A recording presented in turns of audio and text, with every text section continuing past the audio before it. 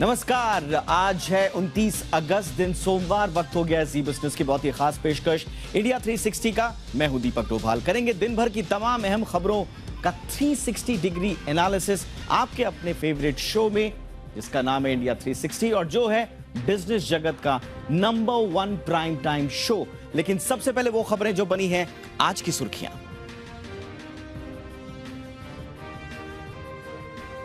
भारत में सस्ते imported Chinese phone पर बैन लगाने की कोई योजना नहीं। केंद्रीय आईटी राज्य मंत्री राजीव चंद्रशेखर ने जी बिजनेस से एक्सक्लूसिव बातचीत में इन खबरों को सिरे से नकारा। अकासा एयरलाइंस और वोडाफोन आइडिया का डेटा हुआ लीक। अकासा ने मांगी माफी, वोडा आइडिया ने डेटा लीक का किया खंडन। इंडिया 360 में आज करेंगे विश्लेषण। हर दूसरे दिन डेटा लीक की खबरें क्यों आती हैं? आखिर कंपनियां क्यों नहीं लेती सीख? जॉब के नाम पर लिंक्डइन पर हो रही है धोखाधड़ी।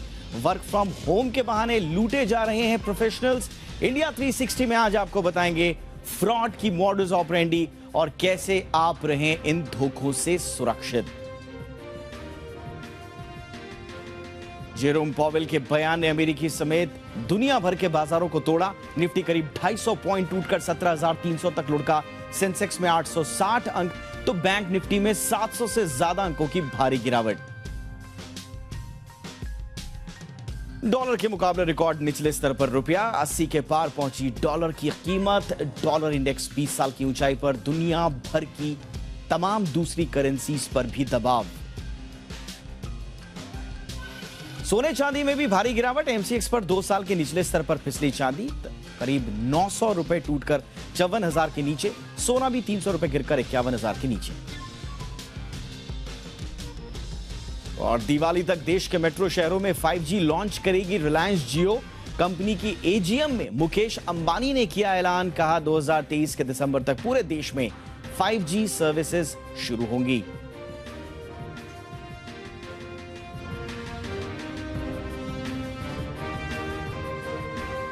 ये थी हेडलाइंस। अब जरा सुबह से लेकर शाम तक क्या क्या हुआ, दिन भर की बड़ी खबरों को जरा विस्तार से देख लेते हैं। दिन भर क्या हुआ? आज दिन भर झारखंड के दुमका के अंकिता मौत का मामला सुर्खियों में छाया रहा। बेहद गंभीर और मार्मिक मामला अब यह और ज्यादा गंभीर होता जा रहा है। पहले तो पुलिस पर लापरवाही के आरोप लग रहे थे, अब सरकार पर आग से झुलसती अंकिता के इलाज में कोताही बरतने के आरोप लग रहे हैं। दुमका की घटना पर बीजेपी ने भी हेमंत सोरेन सरकार पर हमला किया है। हालांकि झारखंड के मुख्यमंत्री ने कहा है कि अंकिता के हत्यारों को माफ नहीं किया जाएगा, उसे सख्त से सख्त सजा दिलाई जाएगी। आपको बताएं कि अंकिता हत्याकांड का आरोपी नईम और मुख्य आरोपी शाहरुख खान की गिरफ्तारी की जा चुकी है। अब ये दोनों पुलिस के गिरफ्त में हैं। शाहरुख ने एक युवक शाहरुख के एक तरफा प्यार में असफल होने के बाद नाबालिग छात्रा पर पेट्रोल डालकर उसे जिंदा जला दिया था।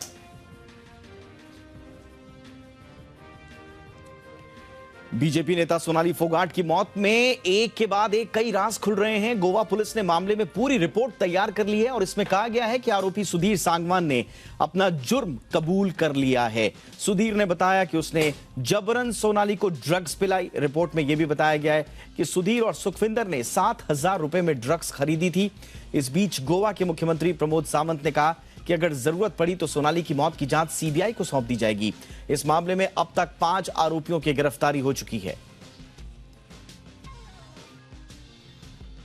कांग्रेस छोड़ने के बाद गुलाम नबी आजाद का दर्द आज एक बार फिर छलका। मीडिया से बात करते हुए उन्होंने अपने ऊपर लगे तमाम आरोपों का जवाब दिया।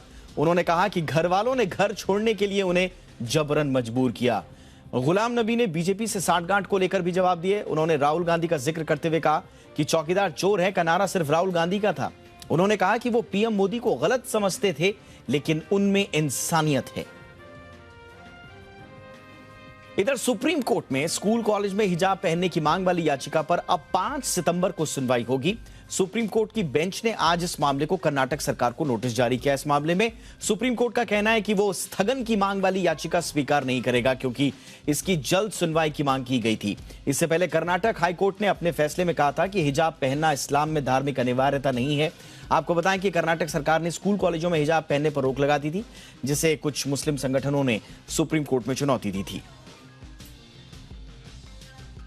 दिल्ली के मुख्यमंत्री अरविंद केजरीवाल ने आज विधानसभा में विश्वास मत प्रस्ताव पेश किया। प्रस्ताव से पहले बीजेपी विधायकों ने सीवर, पानी और भ्रष्टाचार पर चर्चा कराने की मांग की, जिसके बाद सभी विधायकों को पूरे दिन के लिए सदन से बाहर कर दिया गया। इधर आपके तमाम विधायक एलजी विनय कुमार सक्सेना के इस्तीफे की मांग को लेकर पूरी रात दिल्ली विधानसभा के भीतर धरना देंगे। आम आदमी पार्टी विधायक दुर्गेश पाठक ने विधानसभा के भीतर उपराज्यपाल विनय कुमार सक्सेना पर तमाम आरोप भी लगाए हैं। इधर इलाहाबाद हाईकोर्ट ने मथुरा की जिला अदालत को श्री कृष्ण जन्म भूमि मामले पर 4 महीने के भीतर सुनवाई पूरी करने के फैसले के सुनाने का निर्देश दिया है। हाईकोर्ट ने मुख्य पक्षकार मनीष यादव की याचिका पर यह आदेश दिया। आपको बताएं कि मंदिर पक्ष की तरफ से जिला न्यायालय में कोर्ट कमिश्नर नियुक्त कर वीडियोग्राफी की मांग की गई है। जिला न्यायालय में मामला लंबे समय से पेंडिंग है, जिसे लेकर हाईकोर्ट में याचिका दाखिल की गई थी। इसके बाद हाईकोर्ट ने मथुरा जिला अदालत को 4 महीने में सुनवाई पूरी करने के आदेश दिए हैं। इस याचिका में दावा किया गया है कि विवादित परिसर पहले एक मंदिर था, जिसे तोड़कर शाही ईदगाह बनाई गई। आज जीरोधा ऐप पर यूजर्स को एक बार फिर से ट्रेडिंग करने में कई तरह की परेशानियों का सामना करना पड़ा है। कुछ ट्रेडर्स की ओर से इसकी शिकायत भी की गई है। इससे पहले 11 अगस्त को भी जीरोधा काइट में कुछ तकनीकी खामियां आई थी और इससे यूजर्स को कई तरह की परेशानियां झेलनी पड़ी थी। कई यूजर्स ने अपनी शिकायत ट्विटर के जरिए शेयर भी की है। और उधर नासा आज अपने सबसे शक्तिशाली रॉकेट को लॉन्च करने जा रहा था, लेकिन अब यह लॉन्चिंग टाल दी गई है। आज मून रॉकेट का लॉन्च नहीं होगा। नासा ने अपने आधिकारिक ट्विटर हैंडल से इसकी पुष्टि की है। नासा ने बताया कि रॉकेट के इंजन नंबर 3 में खराबी आ गई, इसके बाद लॉन्च को टाल दिया गया है। नासा की तरफ से लॉन्च के लिए 2 वैकल्पिक दिन रखे गए थे। अब इस लॉन्च को 2 या 5 सितंबर को लॉन्च किया जा सकता है।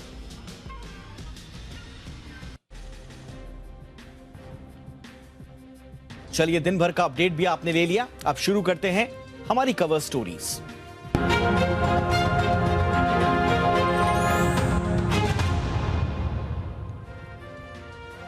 Online service provider LinkedIn professionals के लिए बड़ी ही मुफीद जगह मानी जाती है, बड़ी शानदार जगह मानी जाती है।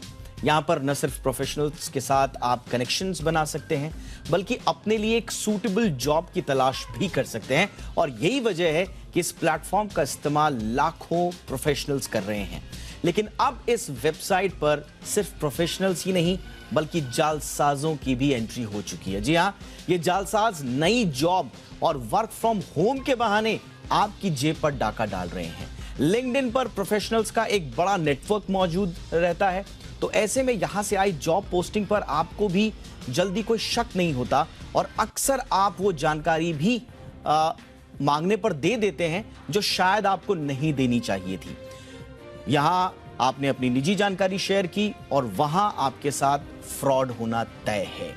आखिर लिंक्डइन पर होने वाले इस फ्रॉड की मॉडस ऑपरेंडी क्या है? कैसे आप यहां होने वाले फ्रॉड की पहचान कर सकते हैं? इन सवालों का जवाब जरूर लेंगे चर्चा में, लेकिन पहले ये रिपोर्ट देखिए, मामला समझिए कि लिंक्डइन पर ये नया फ्रॉड आजकल हो कैसे रहा है।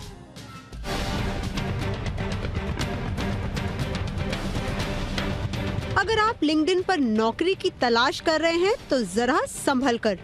हो सकता है कि जॉब पोस्ट आपका खाता खाली करने के लिए बना हो। हाल ही में कई लोगों ने लिंक्डइन पर अपनी आप बीती शेयर करते हुए ये बताया कि कैसे नौकरी का झांसा देकर उन्हें लूटने की कोशिश की गई। उसको फेक जॉब ऑफर्स देता है, उसको फेक इंटरव्यूज को इनवाइट करते हैं और series of scams would be done after compromising your social media accounts. LinkedIn पर जॉब स्कैम कुछ इस तरह से होता है। स्कैमस्टर्स आपसे संपर्क यह कहकर साधते हैं कि आप नौकरी के लिए चुन लिए गए हैं, फॉर्मेलिटीज पूरी करने के लिए या फिर वर्क फ्रॉम होम के लिए सस्ते में लैपटॉप या स्मार्टफोन खरीदने की फीस मांगी जाएगी। अगर ऐसा हो तो सतर्क हो जाएं और कहीं कोई पेमेंट ना ही भेजें, ना ही रिसीव करें। ऐसा भी हो सकता है कि आपके किसी लिंक्डइन कनेक्शन का अकाउंट हैकर ने हैक कर लिया हो और आपको नौकरी या किसी प्रोजेक्ट की रेफरेंस आपकी पहचान के कनेक्शन से आए। ऐसी रिक्वेस्ट के साथ एक फाइल अटैच होती है जिसमें आपके पासवर्ड जैसी जरूरी इंफॉर्मेशन चुराने के लिए मैलवेयर इंक्रिप्टेड होगा। ऐसी अटैचमेंट्स या फाइल को क्लिक करने से आप फ्रॉड का शिकार हो सकते हैं। अभी हैकर लिंक्डइन पे आपको एक यूआरएल शेयर करते हैं। जैसे ही आप फाइल डाउनलोड करते हैं, ये स्टिल मैलवेयर अपना काम करने के लिए शुरू होता है। ये आपको ब्राउजर में जितनी भी सोशल मीडिया के पासवर्ड और कुकीज है उसके चुरा के हैकर को शेयर करता है। अब सवाल ये कि आखिर कैसे इन फ्रॉड से बचा जाए। आइए आपको बताते हैं वो बातें जो लिंक्डइन पर आपको ध्यान में रखनी है। हमेशा ध्यान रखें कि प्रोफेशनल रिक्रूटर्स कंपनी के मेल आईडी से संपर्क साधते हैं, ना कि पर्सनल मेल से। इस बात को खुद लिंक्डइन ने भी साफ किया है कि साइट पर कोई भी नौकरी के लिए पैसों का लेन देन नहीं करता। लिंक्डइन पर या कहीं और भी कोई भी आपसे पर्सनल डिटेल जैसे बैंक अकाउंट नंबर वगैरह मांगे तो सावधान हो जाएं। जॉब पोस्टिंग ध्यान से पढ़ें। नकली या फ्रॉड पोस्ट में अक्सर ग्रामेटिकल एरर्स या स्पेलिंग मिस्टेक्स होती हैं।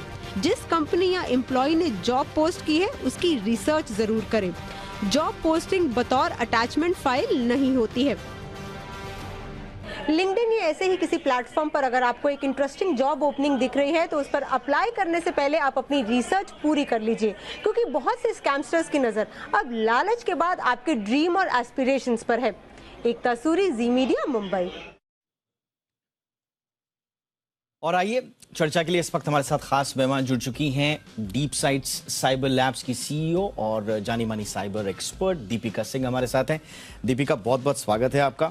अब ऐसा लग रहा है जो स्कैमर्स है ना, कुछ भी उनके लिए आउट ऑफ रीच नहीं है, कुछ भी नहीं। लिंक्डइन पे भी आ गए और मुझे लगा ये हिंदुस्तान का ही प्रॉब्लम है, वर्ल्ड वाइड में देख रहा हूँ। और FBI का तो स्पेशल इन्वेस्टिगेशन इस पे हुआ है और जो वहां के स्पेशल एजेंट हैं शॉन रेगन, जून में उन्होंने रिवील किया कि साहब ये जो नेटवर्किंग प्लेटफॉर्म है लिंक्डइन, ये अब नया हॉटबेड हो गया है इलिसिट एक्टिविटीज का। Certainly. और अब आपको जॉब के बहाने, नई नौकरी के बहाने यहाँ पर फंसाया जा रहा है। Correct. क्या कुछ कर रहे हैं ये लोग लिंक्डइन पर और कैसे बचे इससे? जी, अभी जब हम लिंक्डइन, फेसबुक, ये सारे सोशल मीडिया ऐप्स लेते हैं, इनमें हमने ये देखा है कि हमारे जो मोबाइल नंबर्स, ईमेल आईडीज, जो हमारे पर्सनल डिटेल्स है, इनिशियली सब सच डेटा डालते थे, अपना पर्सनल डेटा डालते थे। बट ऐसी भी सर्विसेज आ गई है जो वो डेटा उस वेबसाइट से स्क्रैप करते।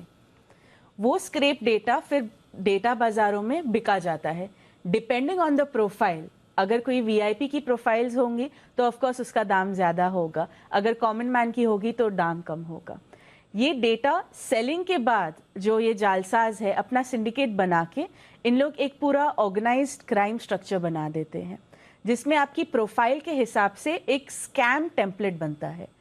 सो we have been discussing about a lot of new terms. तब ये स्कैम टेम्पलेट एक नई चीज आ गई है कि स्कैम को एक मुकम्मल करने के लिए कैसे हम क्या क्या इंफॉर्मेशन दे सके, ले सके, ताकि जो यूजर है उन्हें लगे कि ये करेक्ट सब्सक्राइबर इंफॉर्मेशन है।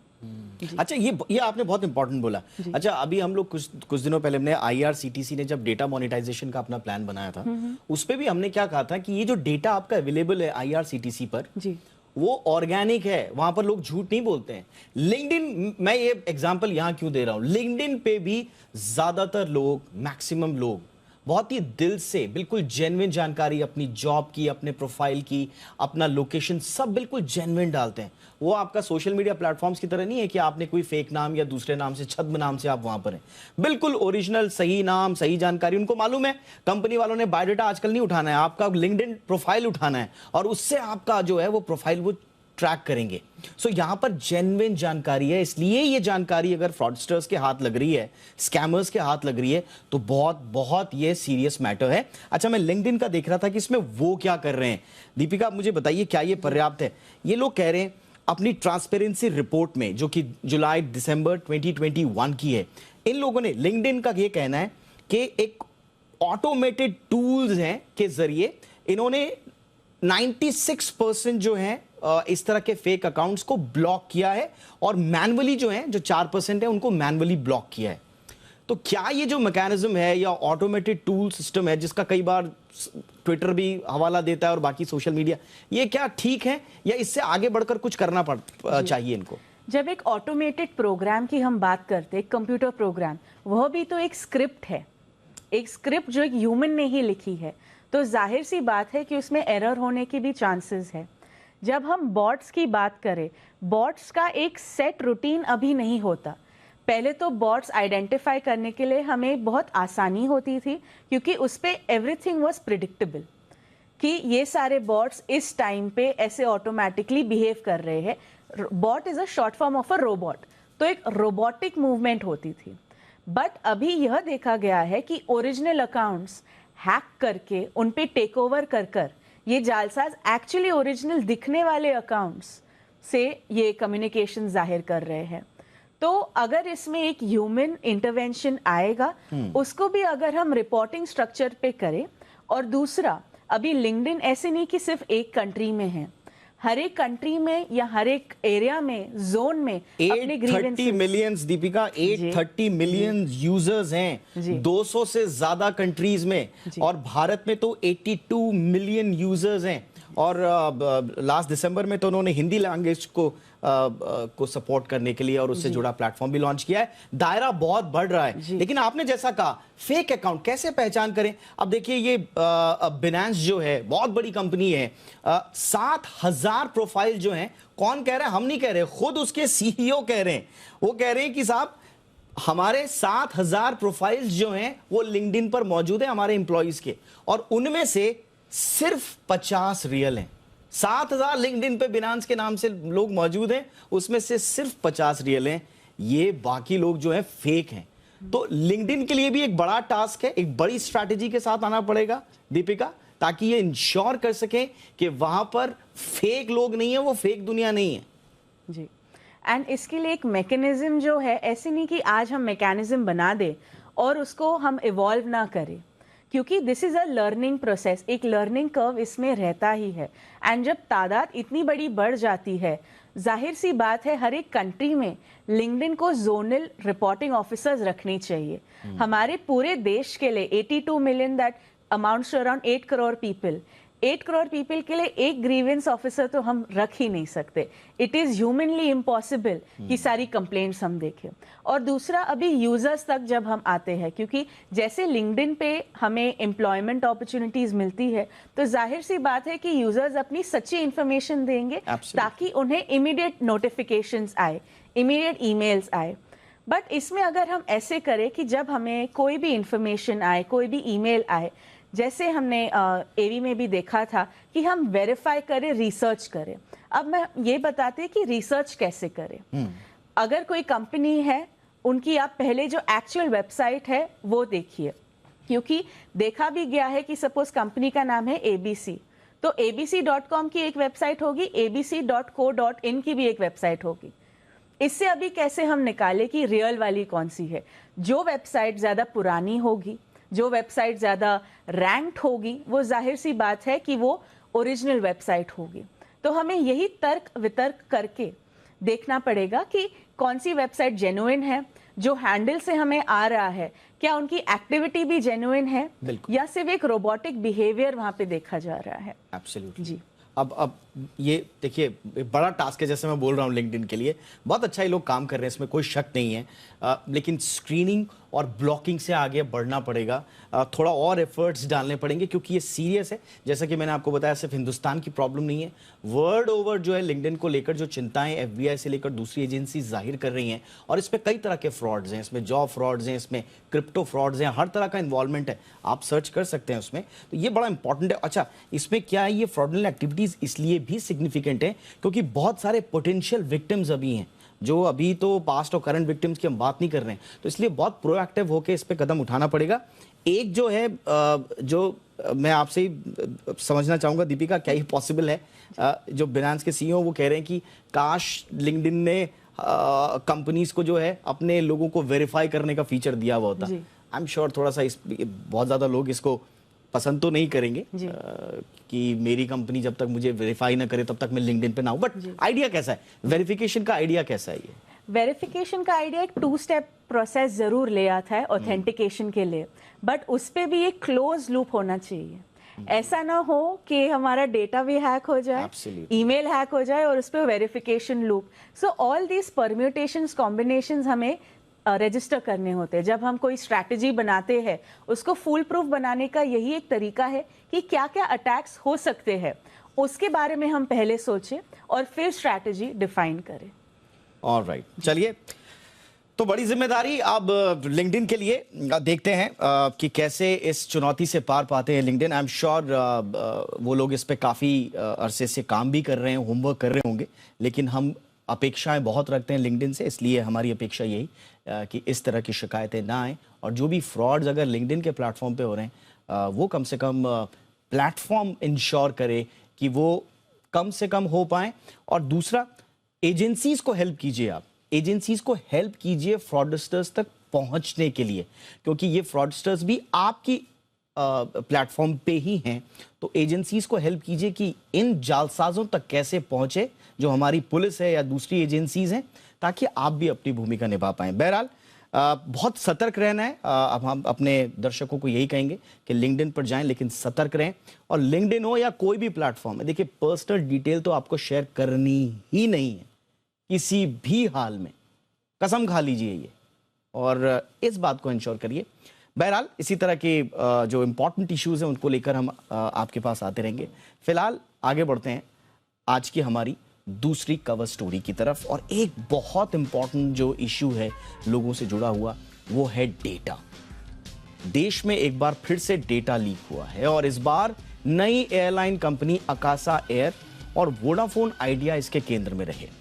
अकासा एयर ने डेटा लीक होने की बात तो स्वीकार ली, वहीं वोडाफोन आइडिया ने किसी भी तरह का डेटा लीक होने से इनकार किया है। जो रिपोर्ट आई थी, एक वेबसाइट ने छापी थी, उनका कहना है कि यह सब बेकार है। नई एयरलाइंस कंपनी अकासा एयर ने तो मान लिया कि उसके सिस्टम से डेटा लीक हुआ, अफसोस भी जाहिर किया, सॉरी भी बोला।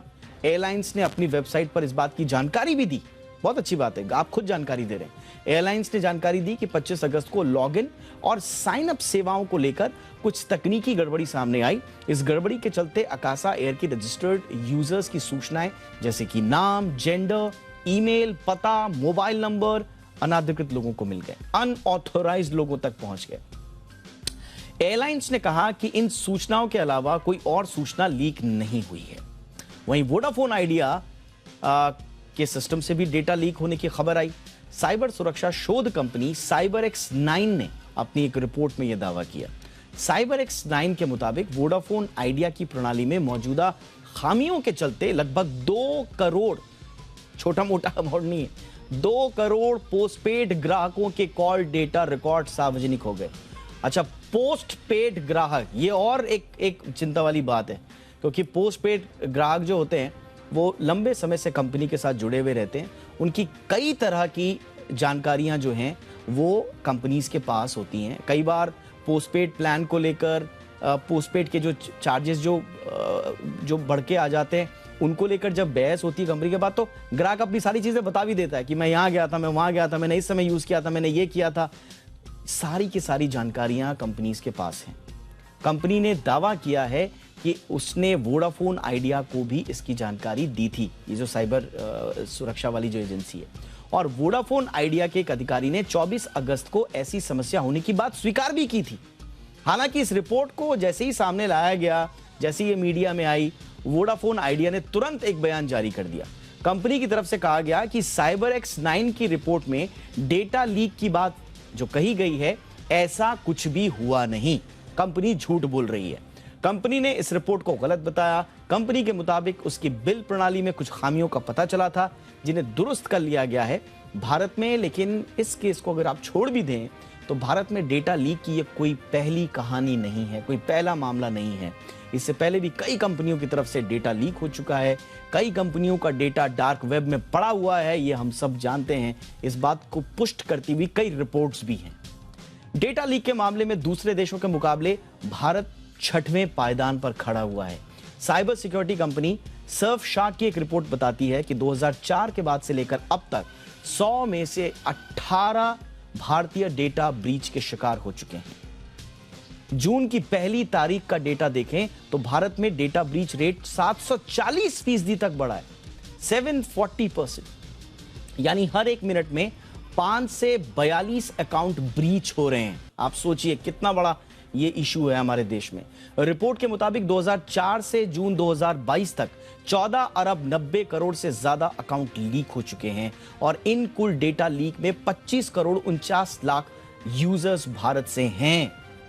डेटा लीक की इतनी ज्यादा घटनाओं के बावजूद इन पर हम नियंत्रण नहीं कर पा रहे। अब सवाल यह है कि आखिर कंपनियां डेटा लीक को रोकने के लिए पुख्ता इंतजाम क्यों नहीं करती? क्यों हर दूसरे दिन डेटा लीक की खबर आने लगती है? आखिर क्यों कंपनियां पिछले डेटा लीक से सीख नहीं लेती और अपनी मशीनरी को मजबूत नहीं करती? आखिर कंपनीज कब यह समझेंगी कि उनके लिए जब बिजनेस की बात आती है तो बोलते हैं कि data is future, data is future currency. और अगर ये डेटा फ्यूचर करेंसी है तो आज इस करेंसी पर अगर सेंधमारी हो रही है तो क्या आपकी कोई जिम्मेदारी नहीं है? हम आपकी सर्विसेज के बदले में अपना डेटा आपको समर्पित कर देते हैं, आंख बंद करके समर्पित कर देते हैं। आई एक्सेप्ट का जब हम टर्म और कंडीशंस पे यस का बटन दबाते हैं तो हम ये सोचते हैं कि जिस कंपनी से हम सर्विस ले रहे हैं वो हमारे लिए है, हमारी पेन्स को सॉल्व करने के लिए, हमें सॉल्यूशन देने के लिए, और हम अपना सर्वस्व आपको समर्पित कर देते हैं। और आपके ऊपर कोई डेटा लीक की अगर कोई खबर आती है तो आप बिल्कुल हल्के अंदाज में या तो कोई जांच बिठा देते हैं या तो मामले से पल्ला झाड़ लेते हैं। तो ये डेटा को लेकर सेंसिटिव कब होंगे ज़्यादा से ज़्यादा कंपनियां और कब जिम्मेदारी लेना शुरू करेंगी? आज का बहुत बड़ा सवाल है। मेरे साथ दीपिका बनी हुई हैं। दीपिका, आप तो इसी पूरे इकोसिस्टम में काम कर रही हैं डेटा के। जी। ये इतना हल्के में क्यों लेते हैं हमारे डेटा को कंपनीज? जी, जी। हमारे डेटा से ही कमाई करनी है और हमारे डेटा को इतना लाइटली लिया जाता है कि शायद बियॉन्ड वर्ड्स। क्या कारण आप मानती हैं? सो अगर हम एक कंपैरिजन रखें between US, UK and India में हमने यह देखा है कि एक फाइनिंग पेनल्टी की जो एक स्ट्रिक्टनेस मेजर्स होती है वो काफ़ी कम है। अगर हम जीडीपीआर देखें तो जब जीडीपीआर आया था उसने पूरी दुनिया भर में एक हल्ला मचा दिया था, जिससे हम देख रहे थे सारी कंपनियां भले वो यूके में हो या ना हो वो अपना डेटा जीडीपीआर कंप्लायंट कर रहे थे। इनफैक्ट मैरियट जैसा बड़ा ग्रुप, उन्हें जीडीपीआर की वजह से आईसीओ ने $20 मिलियन तक का फाइन दिया था। उसके बाद मैरियट ने अपनी मरम्मत की और उसके बाद डेटा ब्रीचेस वहाँ कम होते गए। पहली गलती तो यह है कि कंपनी सोचती है कि हमारा डेटा ब्रीच हो ही नहीं सकता, हम सर्वोपरि है। बट अगर ऐसा होना होता तो जो दुनिया की टॉप आईटी कंपनीज है जो डेटा को अपना नया ऑयल बताती है, data is the new currency जैसे आपने बताया था, तो यह कंपनीज के भी 500 मिलियन से ज़्यादा डेटा रिकॉर्ड्स ब्रीच होते ही रहते हैं। तो पहला तो यही आता है कि हम सबसे सर्वोपरि है, ये मेंटालिटी हमें छोड़नी पड़ेगी। दूसरी, अगर एक रेगुलेटर के बिना से हम देखते हैं तो इंडिया में data privacy, data protection laws यह कभी नेसेंट स्टेज पे है। पर्सनल डेटा प्रोटेक्शन बिल था बट अभी वो वापस से रिवर्स कर लिया गया और वो जल्दी ही आएगा। तो मेरी सरकार से, लॉ इन्फोर्समेंट से यही गुहार है कि हमारे डेटा का जो प्रोटेक्शन फ्रेमवर्क है वो एटलीस्ट अगर आप बनाएं तो सारी कंपनीज इसमें आएंगी। अभी सर्ट है, CERT सर्ट, जिसको ये डेटा ब्रीचेस रिपोर्ट होते हैं, तो सर्ट का भी एक यहाँ पे अहम भूमिका आती है। इनफैक्ट जो दर्शक यहीं देख रहे हैं, अगर आपके बिजनेसेस है तो सर्ट ने अभी सितंबर 25 तक डेडलाइन रखी है उनके जो डेटा प्राइवेसी गाइडलाइंस है उसको अध्ययन होने की। तो जो एक क्यूरेटिव माइंडसेट हम रखते हैं कि बाद में जो होगा देखा जाएगा, सिक्योरिटी इतना भी इम्पोर्टेंट इशू नहीं है, मुझे मार्केटिंग में या मुझे बिजनेस डेवलपमेंट में अपने फंड्स यूज करने चाहिए। सिक्योरिटी का अगर हम बजट लो रखेंगे तो मैं आपका ये एग्जाम्पल यूज करना चाहूंगी कि बहुत अच्छा महल बना दिया बट वो महल को बंद करने के लिए काफी सस्ता सा ताला ले लिया। जी, यही एक जो क्यूरेटिव अप्रोच है यह हमने बाहर नहीं। अब क्या ऐसा हो सकता है, अभी जो डेटा से रिलेटेड जो बिल्स हैं वो आएंगे, कानून बन रहे हैं, जैसा आपने बिल्कुल सही कहा, बनते बनते इतना टाइम क्यों लग रहा है? यही अपने आप में बहुत ही उलझाने वाली बात है, बहुत परेशान करने वाली बात है। बहरहाल, क्या ऐसा हो सकता है कि बजाय जब भी डेटा ब्रीच की कोई खबर आए तो कंपनियां बजाय कि पल्ला झाड़े, जैसे वोडाफोन आइडिया ने कहा कि साहब ये तो बकवास है, नहीं हुआ ही नहीं, अब आप मानोगी नहीं तो फिर आगे हम कैसे बढ़ेंगे? तो क्या इस तरह के मामले अगर रिपोर्ट होते हैं और उनमें कुछ भी अगर थोड़ा सा भी डेप्थ है उन मामलों में, उनमें गंभीरता है, तो क्यों ना कंपनी और सर्च जैसी एजेंसियां हैं उनका साझा रूप में एक कमेटी बनाकर जांच शुरू कर दी जाए। दूध का दूध, पानी का पानी हो जाएगा। क्या ऐसा मैकेनिज्म हम बना सकते हैं, या होता है या नहीं होता, दीपिका? ज़रूर। अगर हम देखें, जब यूएस यूके में ये सारे डेटा ब्रीचेस होते हैं, वहाँ पे एक फ्रेमवर्क और कम्युनिकेशन फ्लो ऑलरेडी होता है जो काफ़ी एथिकल है। इंडिया में कभी कभी, और ये मैं दूसरे तरीके के केसेस बोल रही हूँ, कुछ कंपनीज बोलते हैं कंपनीज को कि आपका डेटा हमें लीक पाया, अगर आप ये अध्ययन नहीं करेंगे तो हम मीडिया में रिपोर्ट दे देंगे। तो इसलिए कभी कभी कंपनीज घबरा भी जाती है, क्योंकि मीडिया में उनकी रेपुटेशन ही सब कुछ है। जैसे कि यहाँ पे वोडाफोन आइडिया ये काफ़ी कंज्यूमर सेंट्रिक ऑर्गेनाइजेशन है, B2C जिसे हम बोलते हैं। तो दोनों पहलू को मद्देनजर रखते हुए हमें यह देखना है कि जो जांच पड़ताल होनी चाहिए वह काफ़ी एथिकल और डायरेक्शंस के हिसाब से होनी चाहिए। उसके बाद अगर फिर भी कंपनीज अपना करेक्टिव मेजर्स ना ले, तब जाके यह एक्शन उन पे क्या लेना है वो लॉ एनफोर्समेंट एंड सॉर्ट जैसी एजेंसीज डिसाइड कर सकती है। बट इसमें यही एक मान्यता हमें लानी पड़ेगी कि जांच पड़ताल should be very very unbiased, because data तो अभी क्या है, हमें एक कंपेयर करना होगा कि जो डार्क वेब पे हमें डेटा पॉइंट्स मिले हैं वह क्या एक्चुअली वोडाफोन आइडिया के है, क्या एक्चुअली वही कंपनी के हैं। तो इसके दोनों पहलू हम देख सकते हैं। अभी अकासा का अगर हम एग्जाम्पल लेंगे, उन्होंने काफ़ी अच्छी तरीके से अपनी गलती ना की मानी, बट सुधारी भी। यह दिखता है कि they are valuing the trust that the customers are putting in, and customers के लिए, कंज्यूमर्स के लिए मेरी यही एक गुजारिश रहेगी कि आपका जो एकदम प्राइवेट डेटा है वो अपने पास ही रखें, अपनी एक आइडेंटिटी जो बना दे, एंड वही डिटेल्स आप सबमिट करें, जो कि अगर कल को एक डेटा ब्रीच हो भी जाए तो आपके दूसरे accounts, bank account, social medias, वो अफेक्ट ना हो। एब्सोल्युटली। और ये बहुत इंपॉर्टेंट है, क्योंकि ग्लोबली, जैसा हमने आपको बताया कि ग्लोबल ब्रीच लिस्ट जो है उसमें भारत 6वां है, और लगातार यहाँ पर कंज्यूमर्स की संख्या बढ़ रही है। डेटा से रिलेटेड जो सीमाएं हैं वो अब खुल रही हैं। बहुत सारे लोगों के पास अब इंटरनेट एक्सेस हो रही है, ज़्यादा से ज़्यादा हो जाएगी। अब तो 5G की भी चर्चा हो चुकी है, और हमारे सामने बिल्कुल मूर्त रूप में अब सामने आने वाला है 5G सर्विसेज। उसमें और ज़्यादा तेज़ी से लोग आएंगे, और ज़्यादा लोगों का डेटा जो है वो इंटरनेट पर आएगा, और उसके लिए और ज़्यादा प्रोटेक्शन की आवश्यकता होगी। लेकिन ये प्रोटेक्शन कहाँ से मिलेगा? गवर्नमेंट से मिलेगा, तो उसके लिए सरकार अभी अपने कानून पर काम कर रही है। लेकिन जो एजेंसीज, जो कंपनीज, जो सर्विस प्रोवाइडर्स जिनके पास हमारा डेटा ऑलरेडी है, उनकी तरफ से हमेशा जब भी इस तरह के मामले आते हैं तो एक सही अप्रोच सामने आनी चाहिए, जिससे हमें लगे कि हाँ, हमारा डेटा आपके पास है तो सुरक्षित है। डेटा का हैकिंग भी होगा, वो गायब भी होगा, उस पर सेंधमारी भी हो जाएगी। उसमें अब कंपनियां जानबूझ के तो करा नहीं रही हैं, हम समझते हैं, लेकिन कंपनी का अगला एक्शन क्या होता है यही बताता है कि कंपनी कितना सीरियस है हमारे डेटा को लेकर, क्योंकि आप हमारे डेटा से कमाई कर रहे हैं, और आप अगर उसका प्रोटेक्शन की गारंटी हमें नहीं दे सकते तो फिर सवाल तो उठना लाजमी है। बहरहाल, बहुत बहुत शुक्रिया दीपिका जी, आपने वक्त निकाला, इस महत्वपूर्ण मुद्दे पर चर्चा की। बहुत बहुत शुक्रिया आपका। चलिए आगे बढ़ते हैं और कुछ और खबरों का रुख करते हैं, और डीमैट खाते को लेकर एक एक्सक्लूसिव खबर अब आपके पास, हमारे पास आ रही है आपके लिए।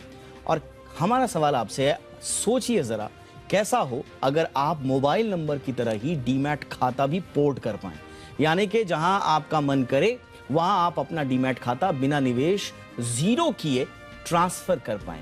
जल्द ही ये मुमकिन होने वाला है, और ब्रोकर्स इंटर ऑपरेबिलिटी पर सेबी और एक्सचेंज के बीच में मंथन लगातार जारी है, और इस पर दिसंबर तक रेगुलेशन आने की भी संभावना है।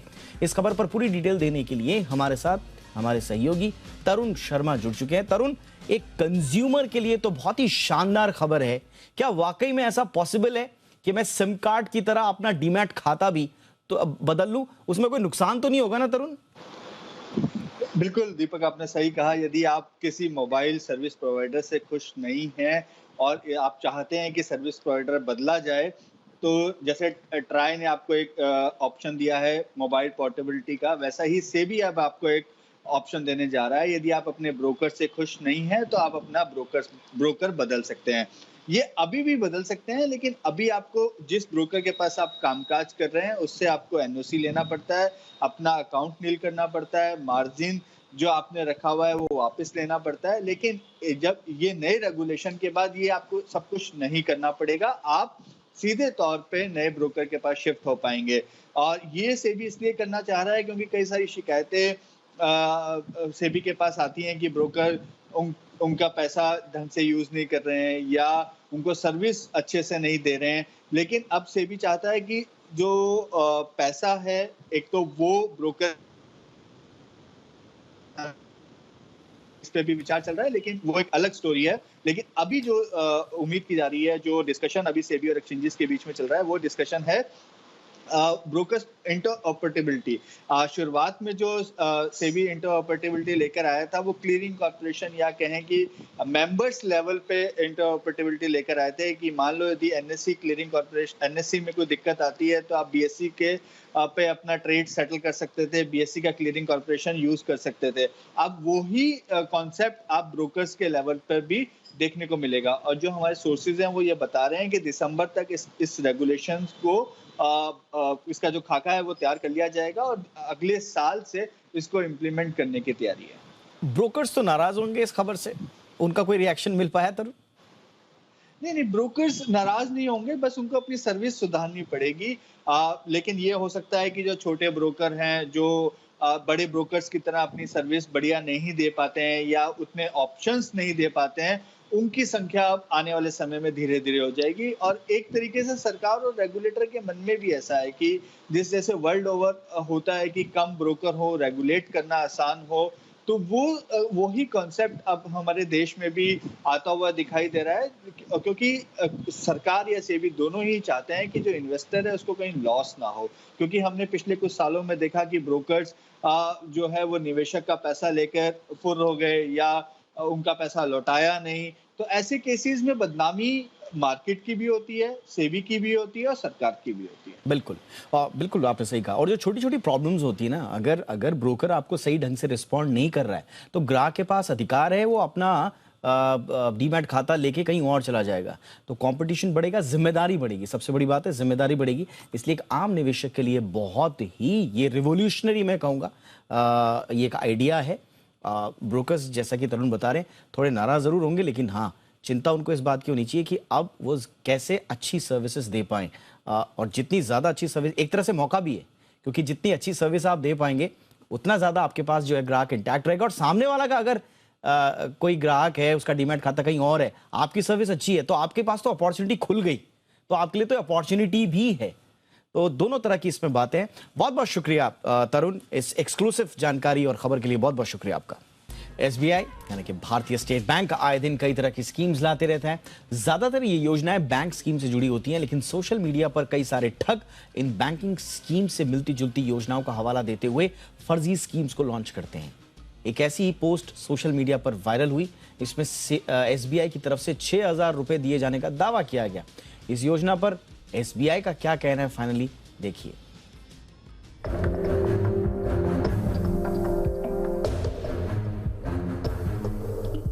एसबीआई आए दिन कई योजनाएं शुरू करता रहता है। ये योजनाएं कभी स्कीम का प्रमोशन होती हैं, तो कभी नए डिस्काउंट के बारे में जानकारी दी जाती है। लेकिन जालसाज एसबीआई के नाम पर फर्जी मैसेज वायरल कर लोगों को लूटने की कोशिश करते हैं। सोशल मीडिया पर एसबीआई के नाम पर एक पोस्ट जमकर वायरल हो रही है।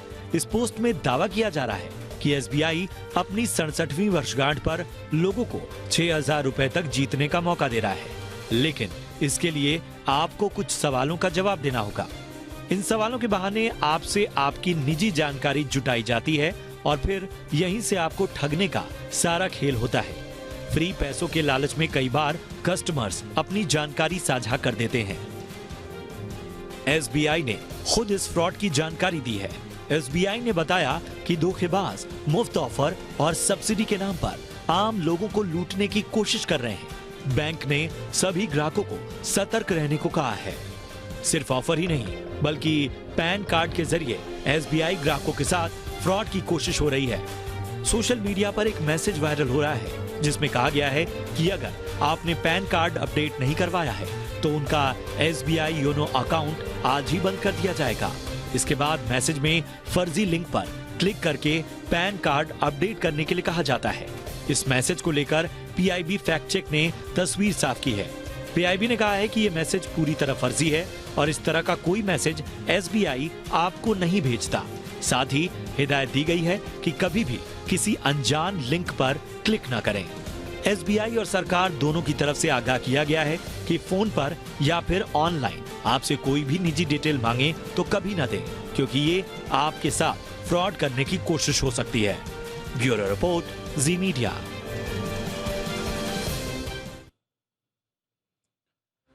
डायबिटीज को कंट्रोल किया जा सकता है बशर्ते कार्बोहाइड्रेट्स पर कंट्रोल कर लिया जाए।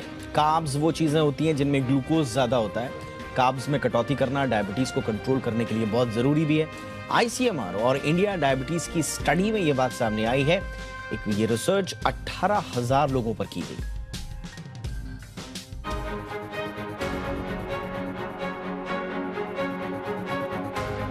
भारत में हर 10 लोगों में से एक व्यक्ति को डायबिटीज है। चौंकिए नहीं, WHO के आंकड़े आगाह करने के लिए काफी हैं कि हमें अपनी दिनचर्या और खान पान की आदतों में सुधार लाना होगा। लेकिन सवाल वही है कि आखिर हम अपने खान पान में ऐसा क्या शामिल करें जिससे डायबिटीज का खतरा कम से कम हो। ICMR और इंडिया डायबिटीज स्टडी ने लो कार्ब्स को डायबिटीज मरीजों के साथ प्री डायबिटिक लोगों के लिए रामबाण करार दिया है। बता दें कि कार्ब्स वो चीजें होती हैं जिनमें ग्लूकोज ज्यादा होता है। ICMR और इंडिया डायबिटीज स्टडी ने 18,000 से अधिक लोगों की डाइट चार्ट को लेकर एक विश्लेषण किया। इसमें डायबिटिक और प्री डायबिटिक दोनों लोगों को शामिल किया गया। उनकी डाइट में 54% तक कार्ब्स रखा गया, जबकि प्रोटीन की मात्रा बढ़ाकर 20% और फैट की मात्रा को 20% तक सीमित रखा गया। इसके बेहद अच्छे परिणाम सामने आए। बगैर दवा के कम से कम 3 महीने तक इनका HbA1c यानी ब्लड शुगर लेवल 6.5% से कम पाया गया, जबकि स्टडी में शामिल 7300 प्री डायबिटिक लोगों में ये लेवल 5.5% के करीब रहा। ICMR की माने तो ये डाइट चार्ट देश में शुगर के मरीजों की संख्या को कम करने में बेहद कारगर साबित हो सकता है। इस स्टडी के बाद ICMR ने डायबिटीज से ग्रस्त लोगों को अपनी डाइट में 49 से 54% कार्बोहाइड्रेट, करीब 20% प्रोटीन और 21 से 26% के बीच फैट लेने की सलाह दी है। इस बैलेंस डाइट से हाल ही में शुगर की चपेट में आए करीब 78% मरीजों की डायबिटीज की समस्या दूर हो सकती है। हालांकि ICMR ने कहा है कि शुगर के किसी मरीज को अपने डाइट चार्ट तय करने से पहले डॉक्टर से सलाह जरूर लेनी चाहिए। वहीं प्री डायबिटिक लोगों के खान पान को लेकर भी ICMR ने एक संतुलित डाइट चार्ट तैयार किया है। इसके मुताबिक उनके खान पान में 50 से 56% कार्ब्स, 18 से 20% प्रोटीन और 21 से 27% फैट होना चाहिए। लो कार्ब्स के लिए डाइट चार्ट की बात करें तो सुबह बगैर शक्कर के दूध, चाय या कॉफी ले सकते हैं। नाश्ते में डोसा या इडली या फिर मल्टीग्रेन ब्रेड की स्लाइस, ताजी सब्जियों से बनी सब्जी या सांभर लिया जा सकता है। अंडे का सेवन करने वाले एग व्हाइट खा सकते हैं। फलों में पपीता, सेब या पेयर ले सकते हैं। चिकन, मछली लो कार्ब्स के लिए अच्छे हैं। इससे बॉडी को जरूरत भर की प्रोटीन भी मिल जाती है। लो फैट मिल्क के अलावा दही, पनीर, छाछ का सेवन करना चाहिए। सब्जियों में खासकर ब्रोकली, फूल गोभी और पालक हो तो अच्छा है। इसके अलावा कम तेल में पकी हुई सब्जी खानी चाहिए। ये डाइट शुगर के मरीजों के लिए मददगार साबित हो सकती है। वहीं जिन्हें शुगर नहीं है उन्हें भी इस लो कार्ब्स डाइट से इस बीमारी से बचने में मदद मिलेगी। ब्यूरो रिपोर्ट, जी मीडिया। जितनी तेजी से ऑनलाइन बैंकिंग बढ़ रही है उतनी ही तेजी से इससे जुड़े फ्रॉड्स भी बढ़ रहे हैं। कभी डेबिट, कभी क्रेडिट कार्ड तो कभी बैंकों के नाम पर फ्रॉड होते रहते हैं। अब केंद्रीय बैंक इनसे निपटने के लिए फ्रॉड रजिस्ट्री बनाने की तैयारी कर रहा है। क्या होगी ये फ्रॉड रजिस्ट्री और कैसे काम करेगी, देखिए ये रिपोर्ट।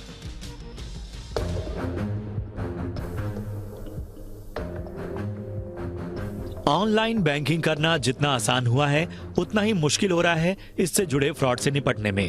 भारतीय रिजर्व बैंक लगातार इन फ्रॉड्स को रोकने के लिए नियम और गाइडलाइन जारी करती रहती है और अब RBI फ्रॉड रजिस्ट्री बनाने की तैयारी कर रही है। फ्रॉड रजिस्ट्री के जरिए जालसाजों पर शिकंजा और मजबूत करने की कोशिश है। आरबीआई के मुताबिक फ्रॉड रजिस्ट्री पर काम जारी है।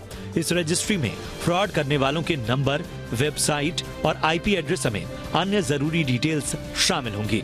फ्रॉड रजिस्ट्री का पूरा ढांचा तैयार करने के लिए कई एजेंसियों से बातचीत चल रही है। बैंकिंग फ्रॉड की जानकारी इकट्ठा करने के लिए आरबीआई ने सेंट्रल फ्रॉड रजिस्ट्री बनाई है। इस रजिस्ट्री पर हर बैंक बैंकिंग फ्रॉड की जानकारी दर्ज करता है। बैंकों को सभी तरह के बैंकिंग फ्रॉड की जानकारी आरबीआई को देना अनिवार्य है।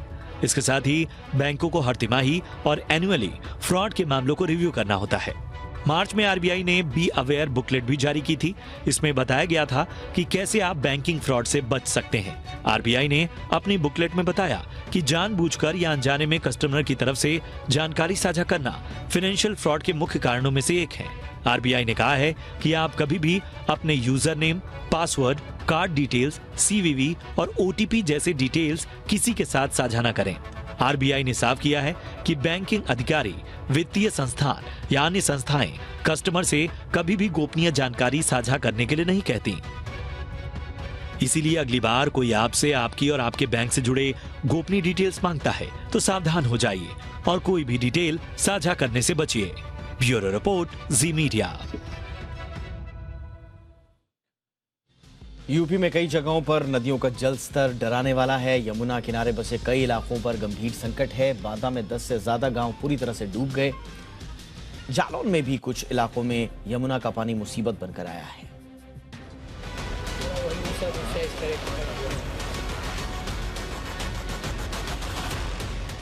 घर पानी में है या फिर पानी घर में, यहाँ दूर दूर तक अंदाजा लगाना मुश्किल है। आसमान से बरसी आफत की बूंदों ने यमुना नदी में जो उथल पुथल मचाई, उसके निशान यहाँ हर तरफ देखे जा सकते हैं।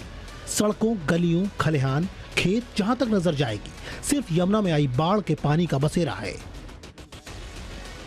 बाढ़ से डूबी ये तस्वीरें उत्तर प्रदेश के बांदा के बबेरू तहसील के गाँव की है। यहाँ करीब 10 गांव बाढ़ की चपेट में हैं। इन गांवों में करीब 32 परिवार के 170 से ज्यादा लोग ऐसे थे जो बाढ़ के इस प्रलयकारी सैलाब में फंस गए थे। प्रशासन ने बाकायदा नाव से इस पूरे इलाके का सर्वे किया और इन्हें निकालकर सुरक्षित जगहों पर पहुंचाया।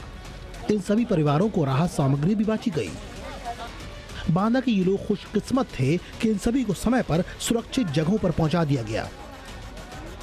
लेकिन यमुना का यही पानी फतेहपुर में एक बच्ची के लिए काल बन गया। घटना किशनपुर थाने के गाजीपुर घाट इलाके की है। यहाँ जानवरों के लिए 2 बच्चियां चारा लेने गई थी। इनमें से 6 साल की बच्ची बाढ़ में फंस गई थी, जिसे बचाने की कोशिश में 15 साल की बच्ची डूब गई। हालांकि गनीमत रही कि 6 साल की बच्ची को उसने बचा लिया था, लेकिन वो खुद यमुना की बाढ़ में डूब गई। यमुना में आई बाढ़ ने जालौन के कालपी में भी कहर बरपाया है। ये जो वीरान सी 4 दीवारी की तस्वीरें आप देख रहे हैं, कल तक ये लोगों से गुलजार थी। ये हैंडमेड पेपर फैक्ट्री है जिसे यमुना में आई बाढ़ ने पूरी तरह तबाह कर दिया है। यमुना के पानी में सब कुछ पानी पानी हो चुका है। लाखों रुपए के पेपर पूरी तरह बर्बाद हो चुके हैं। अब पीड़ित व्यापारी सरकार से नुकसान की भरपाई की गुहार लगा रहे हैं। एक तरफ उत्तर प्रदेश के तमाम इलाकों को बारिश का इंतजार है, तो दूसरी तरफ कई जगहों पर भारी बारिश की वजह से यमुना के किनारे बसे हिस्सों में बाढ़ ने तबाही मचा रखी है। नदी किनारे बसे इलाके हर वर्ष ऐसी ही मुसीबत से दो चार होते हैं। हर बार प्रशासन उनसे लड़ने के लिए रणनीति बनाता है, लेकिन मानसून के समय सारी रणनीतियां पानी में बह जाती हैं। ब्यूरो रिपोर्ट, जी मीडिया। भ्रष्टाचार का ट्विन टावर गिरा दिया गया। पूरी दुनिया ने गिरते टावर का वीडियो देखा। ट्विन टावर को गिराने का ऑपरेशन पूरी तरह से कामयाब रहा। इसके साथ ही भारत उन गिने चुने देशों में शामिल हो गया जहां 100 मीटर से ऊंची इमारत को 3700 किलो बारूद के जरिए गिराया गया। टावर को गिराने के बाद आसपास के घरों को क्या कोई नुकसान पहुंचा? देखिए ट्विन टावर से सिर्फ 9 मीटर की दूरी पर मौजूद एक फ्लैट के भीतर का हाल और पूरी आफ्टरमैथ की रिपोर्ट।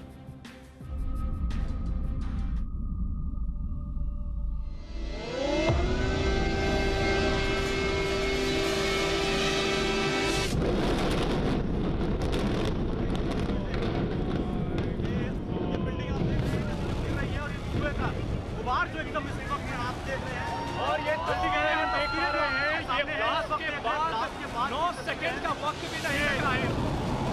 9 सेकंड में नोएडा के ट्विन टावर का नामो निशान मिट गया। सिर्फ 9 सेकंड में 32 मंजिला और 100 मीटर से ऊंची इमारत धूल चाट रही थी।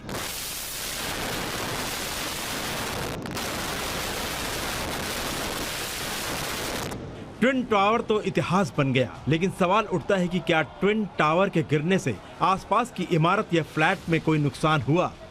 जी न्यूज की टीम ऐसे ही एक फ्लैट में पहुंची जो ट्विन टावर से सिर्फ 9 मीटर की दूरी पर मौजूद है। सोसाइटी के 8वें फ्लोर पर मौजूद इस घर का क्या हाल हुआ, आप खुद देखिए। यहाँ पे अगर आप देखें कि यहाँ जो कि पूरा दीवार पे जो भी सामान था, जो सीनरी लगा रखी थी, कांच का जो सामान था, उन सबको उतारा गया था, सबको यहाँ जमीन पे रख दिया गया था। और यहाँ आप देखेंगे सोफा आप जो देख रहे हैं, ताकि जो मिट्टी है, जो धूल है, वो आकर के अगर इस पर आती है तो उसको लेकर के भी ये कवर कर दिया गया था। यहाँ अगर आप देखें बाहर की तरफ आप देखें तो इस पूरे एरिया को भी इन्होंने बंद पूरे तरीके से पैक कर दिया गया था।